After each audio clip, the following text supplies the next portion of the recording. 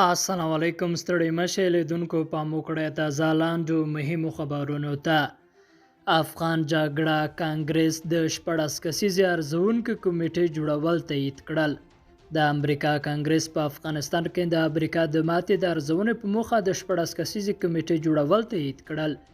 د راپورونو له مخې کانګرس په دفاعي بودیجه کې دغه کمیټې جوړول هم تایید کړي چې په افغانستان کې به د امریکا د 100 کلن ماموریت ارزونه کوي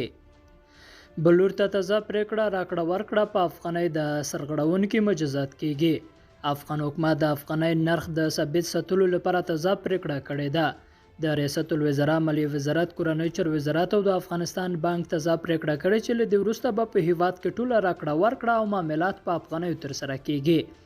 د پریکړه له مخې د کورونو او هټیو کرایې او نور راکړې ورکړې به په افغانۍ ترسره کیږي او ترڅنګ هغه کسان جریمه کیږي چې په بهرنیو اسعارو راکړه ورکړه کوي همداراز د ډالرو په قاچاق لاګ بندیز لګیدلی دی او سپارښتنه شوې چې په دې چاره کې ښکیل کسان ونیسي او له قانون سره سم به مجازات کیږي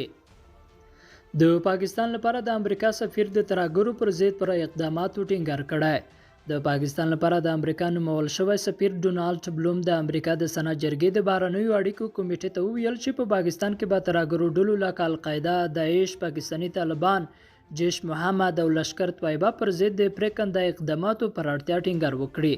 د پاین حال کې ویل امریکا او پاکستان د القاعده داعش او پاکستاني طالبانو پر ضد ګډ کار کوي خو دای هڅه کوي چې پاکستان د لشکر طیبه او جیش محمد پر ضد هم اقداماتو ته وهڅوي د امریکا او پاکستان اړیکې په ځانګړي ډول له افغانستان د امریکایي پوځیانو له وتلو وروسته نور هم سړې شوې دي او افغان کډوال امریکا کې له سختو ستونزو سره مخ دي نیویارک ټایمز ورځپاڼې په راپور کې ویلي چې په نظامي اډو یا کمپونو کې پراته افغان کډوال او همداراز هغه کډوال چې له دغه کمپونو ایستل شوي دي له ګڼو ستونزو سره لاس او ګریوان دي لیدونکو له غوږ نیونه مننه کوم ښې چاره